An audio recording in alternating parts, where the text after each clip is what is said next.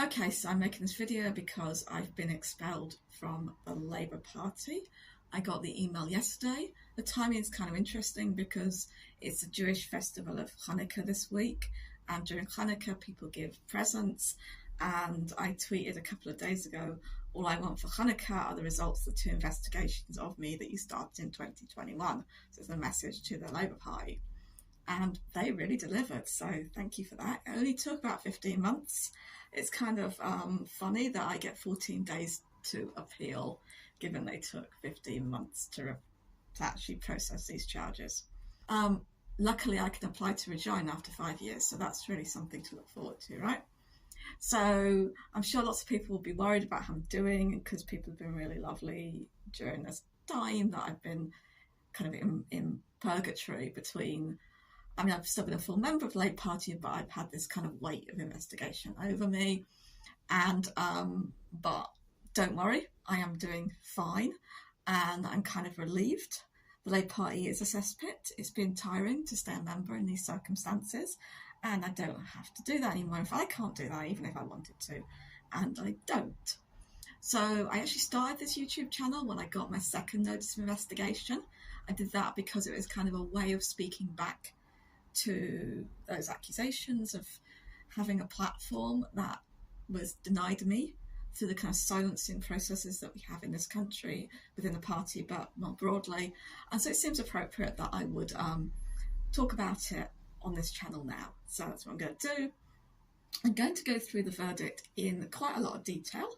It's kind of geeky to do that, but I think it's kind of informative because there is a way in which witch hunts work by applying rules, whether it's this witch hunt that we're enduring at the moment within the UK Labour Party, or whether it's going back to the original witch hunt in Salem against so-called witches.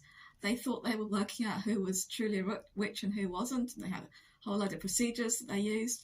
Of course they did during the McCarthyite witch hunts against communists in the US in the 1950s. So it's kind of useful to look at those rules and procedures, I think.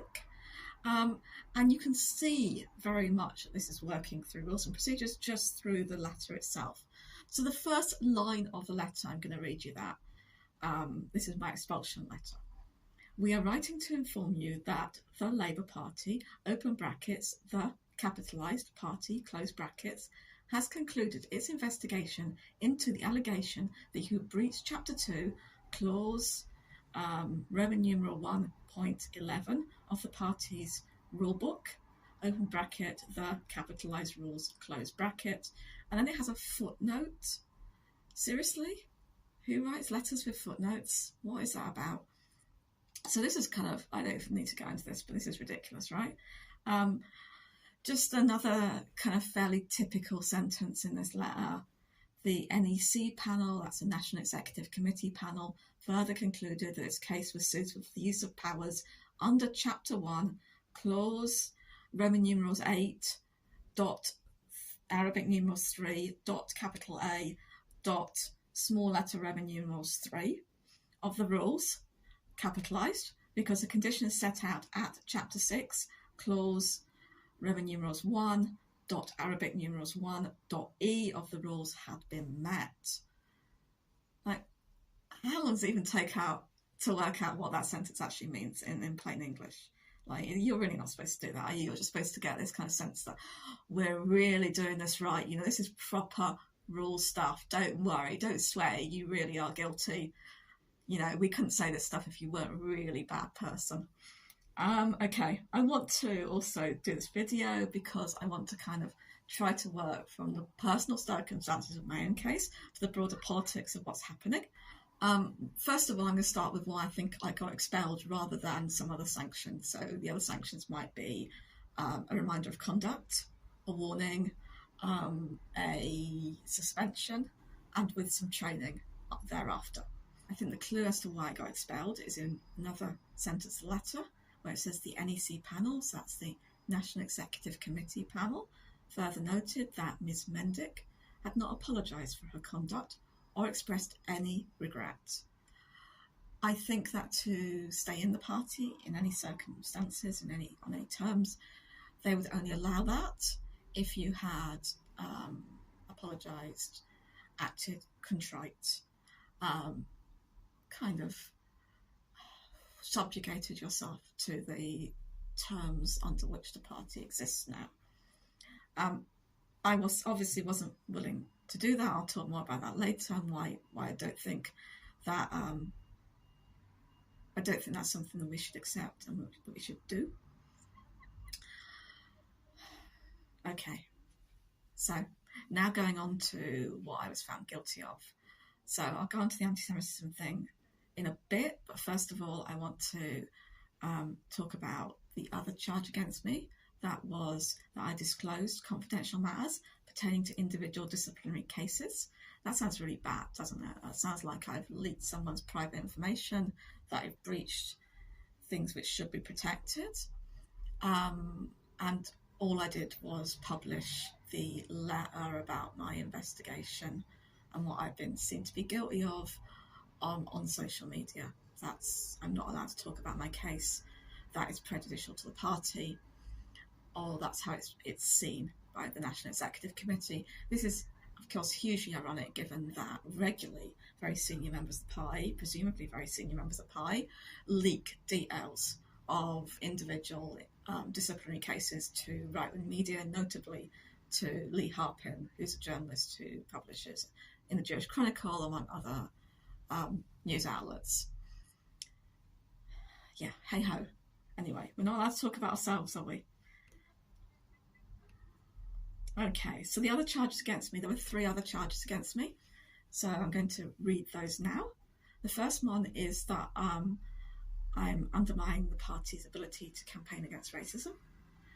The second is that I made mendacious, dehumanising, demonising, or stereotypical allegations about Jews as such, or the power of Jews as collective, such as, especially but not exclusively, the myth about a world Jewish conspiracy, or of Jews controlling the media, economy, government, or other societal institutions. And the third was that things I did can reasonably be seen to involve anti-Semitic actions, stereotypes and sentiments. So there were 2 charges of anti-Semitism, 1 charge of undermining the party's ability to campaign against racism. I was not found guilty of anti-Semitism. Neither charge 2 or charge 3 were things the National Executive Committee panel thought I'd done. So that won't make any difference, because of course I've been shut down for anti-Semitism, haven't I? Right? That's how it works. So perhaps the first kind of major public case in the kind of anti-Semitism smears was Mark Wadsworth, and he wasn't kicked out for anti-Semitism. He was kicked out for bringing the party into disrepute. Fast forward several years, and you've now got another very prominent case in Naomi Wimborne-Idrissi, who's just been expelled from the Labour Party. And again, she was not expelled for anti-Semitism. She was expelled for speaking at an event organised by a prescribed organisation. What that means is an organisation which is deemed to have values that are incompatible with membership of the Labour Party. So any association with them is seen as a matter for expulsion. Right. So again, as I said, it doesn't make any difference. We're all going to be seen as guilty of anti-Semitism, and not just that, but our cases will be seen as evidence that the Labour Party under Jeremy Corbyn became institutionally anti-Semitic, and that the left, in the UK at least, potentially globally, has a problem with anti-Semitism. So now what I want to do is to talk about the evidence which was seen as making me guilty of damaging the party's ability to campaign against racism, and the majority of the evidence which wasn't, and to see what makes those different. So I'm going to put on the screen now the 7 statements I made on Twitter, which are seen as making me guilty of this. Are seen as making me guilty, right? So you can see that I talk about the weaponisation of anti-Semitism against the left, the weaponising of anti-Semitism in UK Labour, about what happens when anti-Semitism has been weaponised, and in this case, many, like myself, of those accused of anti-Semitism are Jewish Labour members. I talk about what happens when anti-Semitism is weaponised against the left and confused with advocacy for the Palestinians and established through guilt by association. I talk about supporting the narrative of those weaponising anti-Semitism, and I talk about, in the last two, smears. So anti-Semitism smear machine, and us allowing smears to take on the status of fact. The letter confirms that what holds these 7 cases together is that they described complaints of anti-Semitism within the Labour Party as weaponised or smears. Right. It's kind of crucial to note that this was the position of the left, that these things were not anti-Semitism per se, but they were damaging to the Labour Party in terms of their ability to tackle racism, and particularly to rebuild relationships with the Jewish community, and therefore they were a problem. And it's important to say that. I made a whole video that kind of points this out, because I don't think that if the left was in charge, that when these rules were created, this matrix was created that defines talking about smears, talking about weaponisation of anti-Semitism as a problem. Jenny Formby was the General Secretary of the Labour Party. She was very supportive of Jeremy Corbyn. The people who ran the complaints department and the various apparatus within the Labour Party HQ dealing with this, they also were supportive of Jeremy Corbyn. I don't think they would have expelled me from the Labour Party. I'm sure they wouldn't, right? But we gave a gift to, or they gave a gift to the right, because the right haven't had to change the rules. The right have simply had to apply the rules and the ideas and the matrices given to them by the left when we ran the Labour Party. This is a lesson that we really need to learn, right? Okay, so the majority of the evidence presented against me, it was found to be unproblematic. There was no guilt there in their eyes. So this involved 2 tweets I did about factionalism in the Labour Party.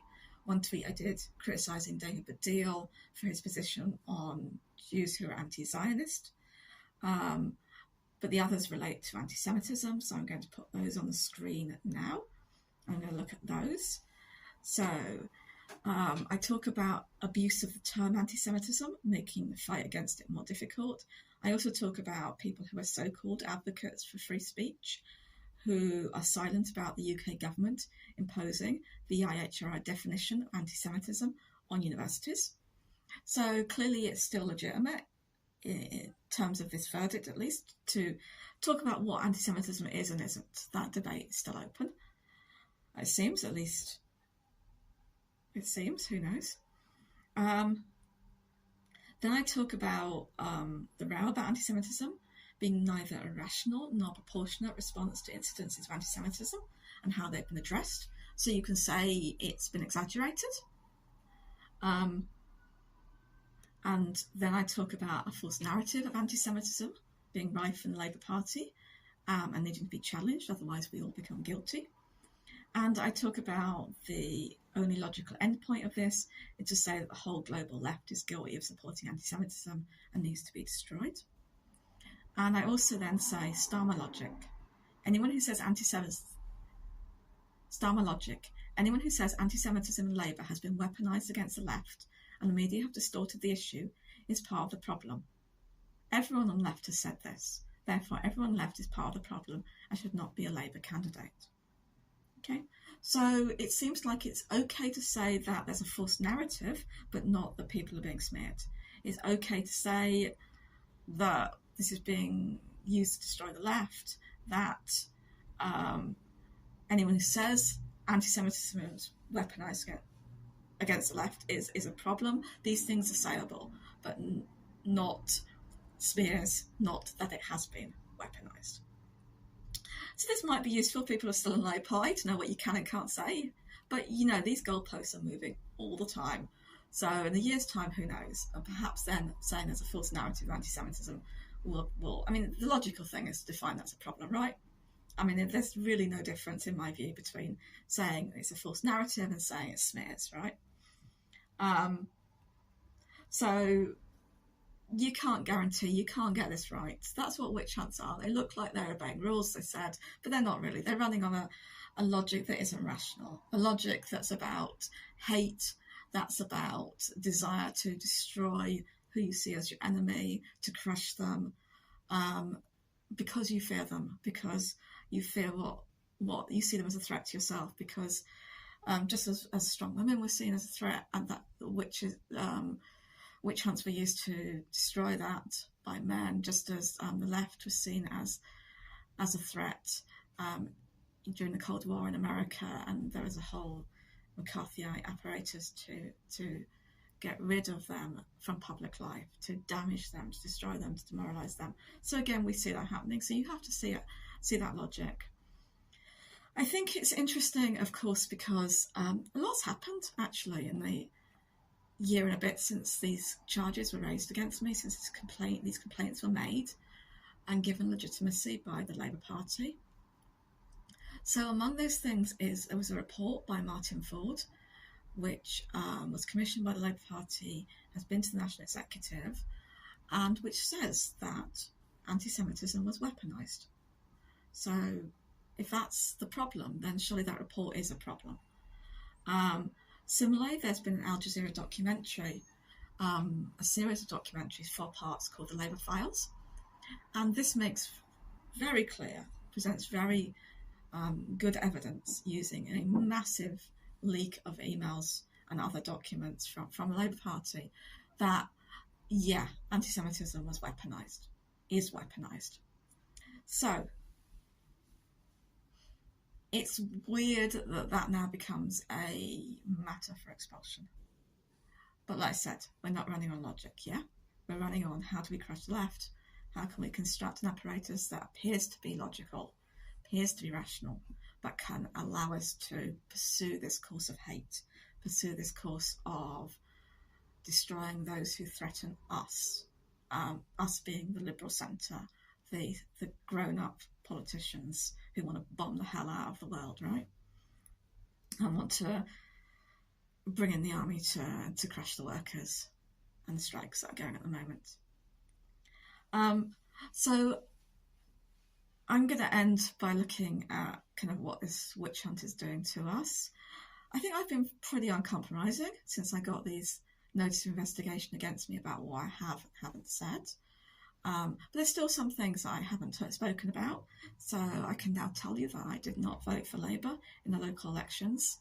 Last time they happened in London. So when was that? 2020, I think. And that I support my Hackney comrade, Zoe Garbett, in her quest to be Green candidate for Mayor of London. I couldn't say that before. But good luck, Zoe. I mean, ultimately, people are going to have to decide, and people are deciding, what they are willing to do and not do to stay in the Labour Party. And we're all going to have different ideas about what we can gain from being in the Labour Party, about what we do gain personally and politically through the Labour Party, and what we're willing to accept, what cost is legitimate for that.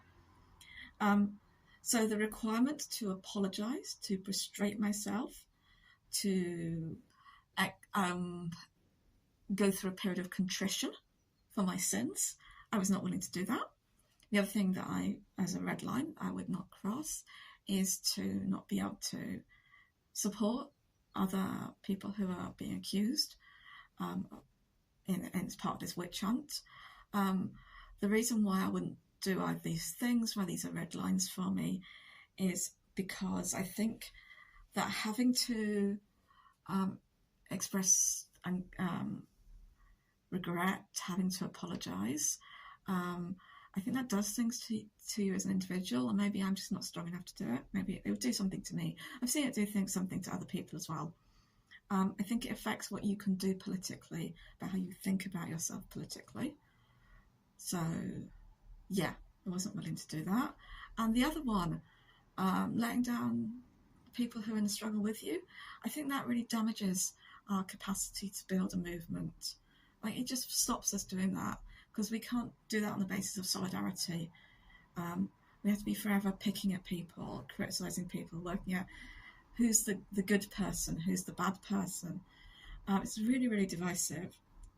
I really think that these moves are designed to divide us.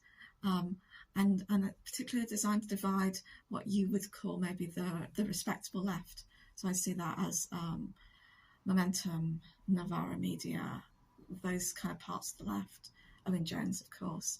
And respectable is a term I use to mean those who are concerned about how they're seen and who think of themselves as different from what they would construct me as, and other people who align my views, particularly my views on what's happened to the Labour Party, but also my views on Palestine, on other anti-racist and anti-imperial struggles, and how we can speak about those and how we can advocate for those, and what they would call, they would call us the crank left or the conspiracist left. So I'm going to give an example of this. So this witch hunt is very much being used to control who can stand as a Labour candidate in council elections and, above all, for Parliament. And so there have been a lot of kind of high-profile blocking of candidates from even being considered by members. I'll put some links in the description if you're interested in following this up. I don't want to go into too many individual cases, but one of these examples was Lauren Townsend, who was blocked from standing in Milton Keynes Central. Lauren Townsend is very much aligned with Momentum.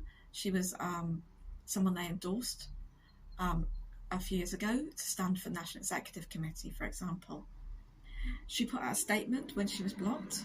She included in her statement this line: "I understand that in other places people have rightly been blocked from standing for social media posts that are racist or anti-Semitic. I therefore want to place firmly on the record that the accusations against me do not involve any such material." So here she's clearly saying, yeah, there are people who were rightly blocked for anti-Semitism, and then there's me, and I've been caught up in this, and I'm an innocent victim, and they're not. And we can't be doing that. We can't be doing this divisiveness. Everyone loses. The whole of the left loses by doing this. We can see it a little bit, I feel, this week with the National Executive Committee. Naomi Wimborne-Idrissi was expelled, and her place has gone to someone else who was on the Momentum left slate, Mish Rahman. And I think it's really disappointing to see people congratulating Mish without acknowledging what's happened to Naomi and expressing regret and saying this should never have happened. Even if you say it's great that you're on the National Exec, but it shouldn't have happened this way, right? Naomi, that's Naomi's place. And what do I want to say at the end? So I don't know how I want to end this. I want to say that we've all got to stand together. We've got to stop seeing this as a matter of distinguishing the innocent people who've been accused wrongly and the guilty people who should have been accused. That's just madness to me. That's like going back to Salem, the original witch hunts, and saying that our main job here is to work out which of these women have done something dodgy and which of them haven't. And yeah, most of them haven't, but really we have to put our efforts. The only way we can have legitimacy in getting some people off the hook for witchcraft is to work out who the real witches are, who the real guilty people are. You can't do that. You can't, in the middle of a witch hunt, start having a discussion about, who's good and who's bad, and who may be, and taking advantage of it if there's a woman you didn't like, and saying, oh yeah, maybe we'll just accept that she's a witch because we don't like her anyway. Nah, you don't do that. You just fight it strategically as a witch hunt, unequivocally, strongly, solidaristically. Anyway, end of video. Thanks for watching. If you can, please add a comment, please like the video, please share it. It's good that these cases get out. It's good for me to make this video. I feel better for it. I want to thank everyone who's helped support this channel. It's super lovely that I've got this channel. It's a wonderful thing to come out of something as toxic as being investigated by the Labour Party for anti-Semitism, to get something positive from it is really nice, and to get all the kind of new people I've met through this, and to be making videos with Daniel Taylor and with Claudia Berlin now is really a nice thing as well. And has given me something hopeful at a very unhopeful time. So, happy Christmas, happy Hanukkah, happy Christmaka, happy New Year, whatever you are celebrating, happy solstice. Have a good one. Cheers.